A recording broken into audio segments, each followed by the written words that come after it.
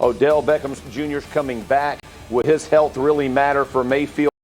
They can run the ball with Chubb and Hunt. They have a good offensive line. Obviously, with Garrett and Clowney now on the edges, what will that do for this defense? It will get better. I think they are poised to take a step towards the Chiefs. Can they unseat them? Not sure, but I think I had the best opportunity at this point. Kimberly, who do you think is the biggest threat to KC? So now I know Jeff Saturday is somebody who just likes new shiny toys. The Browns are the in thing right now, so he's going to pick the Browns. Okay, I get it. I love the upgrades the Browns have made, but I'm going to go with Buffalo. Have we just forgotten about the Buffalo Bills? Can Buffalo get some love? Can Josh Allen get some love?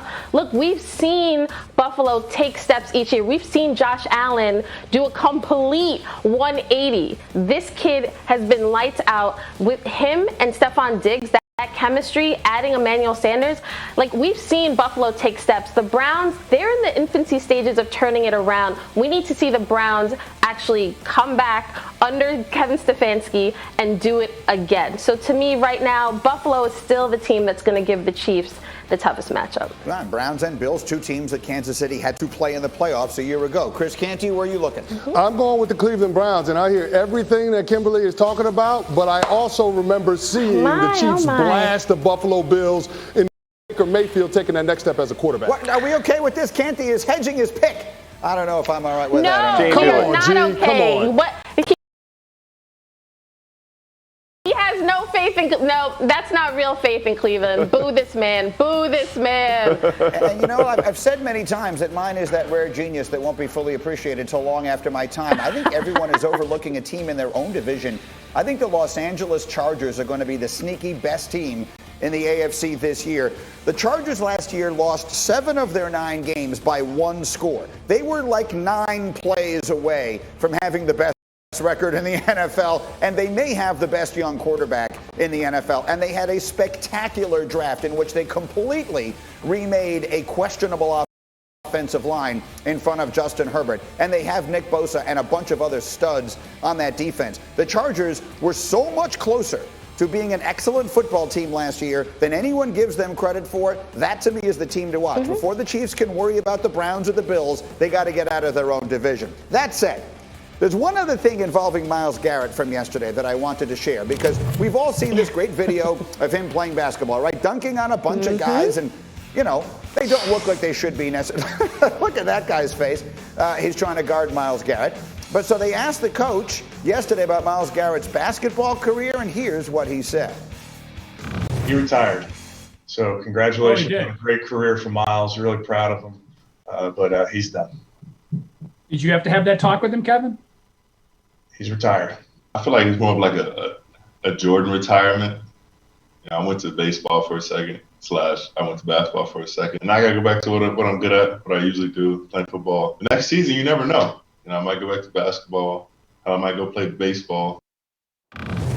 Let me turn to my 6'8" friend here, if I can, Chris Canty. What do you think of that? The coach says he's retired from basketball. Your reaction? The coach is telling Myles Garrett, you like cashing these checks that the Cleveland Browns are issuing you. You need to put that basketball down and not risk getting injured because you're too important to our football team. That's what it comes down to. Like, don't risk what we got going on in Cleveland. Don't risk our outlook for the 2021 season because you want to go out there and live out your hoop dreams. We ain't having that in Cleveland. I like Kevin Stefanski laying down the goal to Myles Garrett. Jeff Saturday, what's he worried about? He's worried about greenies. Some guy tripping and falling into Myles Garrett. Look at the guy in the orange. What if he fall? He looks like he's about to fall down. What if his headband goes and wipes out Garrett from the back, injures him?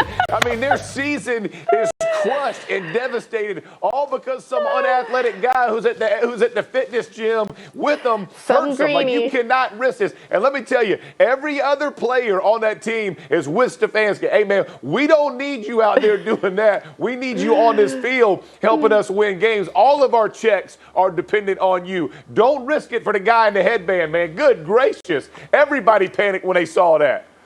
Kimberly, I feel like he's suggesting that the biggest threat that I could pose to Myles Garrett on a basketball court is to trip and fall in front of him and have him get injured falling over That's right. Yeah. Yeah, Greeny. I mean, you're not going to be able to body him. You're not going to be able to box him out. So, I can't argue. Okay, I want we everyone love to see you, something. but Ryan Clark had a really good tweet yesterday, and I saw it, and I thought, let's react to this. It's interesting. RC tweeted, of the 3 young former Alabama QBs, which one are you taking? If you had to make a decision today on your guy, is it Tua, Hurts, or Jones? Who has the best career? And I thought that was pretty interesting. So I thought, let's throw it around the room and see what we think. Kimberly Martin, which one do you think is going to have the best NFL career?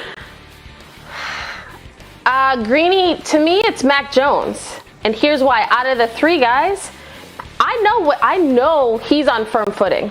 I know the Patriots believe in him. I know that Bill Belichick sees a mirror image of himself. You see the way they walk together. Tua, to me, and Jalen, I think Tua is the guy in Miami right now, but there's a feeling like he still is under a lot of pressure. This is a make or break year for Tua.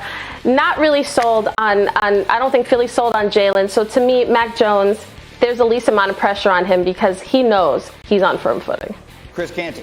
I'm going with Tua Tagovailoa, and I know that the Miami Dolphins have been rumored to want to trade for a quarterback this offseason, but I still believe in the talent. To me, if you go back to when these guys were coming out of college, there's no question before the injury that Tua was the more talented of the trio. So to me, I'm going to bet on talent. I'm going to bet on the infrastructure that Brian Flores and Chris Greer down in Miami are putting around him. I feel like this team is in a really good spot. I would bet on future Tua having the best future out of the 3. Of the 3, he was drafted the highest. Jeff, how about you? I'm going to go Mac Jones, and pretty similar to Kim, and it sounds terrible, but he's the only one I haven't seen play in the league, so I have the most hope for right now, right? I mean, Tua with the injuries, with Jalen with what they are in Philly, I'm like, listen, you've seen what New England can do with a QB. Maybe they pull this off with Mac Jones and Bill Belichick, and they decide Josh McDaniels are going to put this thing together and give him a real run at it. But at this point, when Tua tells me I didn't really study the playbook that hard, I'm really going to get interested now. That's scary for me. At least we know Mac Jones is already in, and they're already talking about his interest level in football. I appreciate that starting in as a quarterback.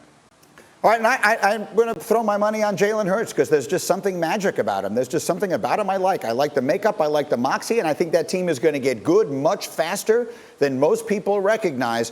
Once again, I am looking into the future and seeing things no one else is. And the overwhelming rare majority genius, of the time. Yeah. That optimism ain't We'll best see. on the press conference from the new head coach. I'm going on Jalen Hurts.